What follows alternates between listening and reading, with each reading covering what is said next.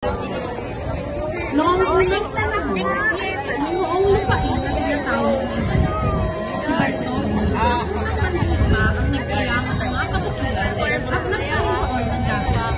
Ngunit sinita ang bagong kamay ng gano'n.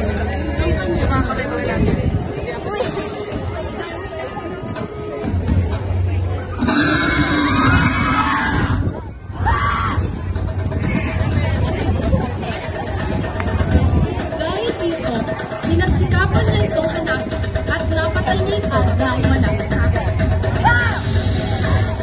Si Andyong naman ay ang mandirigma na nakapatay sa halimaw na mayroong isang mata at tatlong leeg sa loob niya. Kasama na rin ang lumilipad na kamay at ang ibang mga angkas.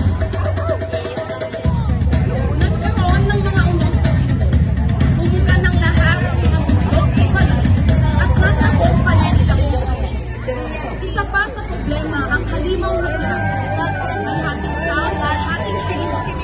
Kaya pinatawag naman ito'y patay. So yun naman ay ang babaeng ahas na nandiyan kay halimaw. Ngunit sa tagal ng panahon ay lumakas. Kaya pinili niyang maging ang pistang Ibalon ay sumasalamin sa nakaraan ng lugar na Ibalon.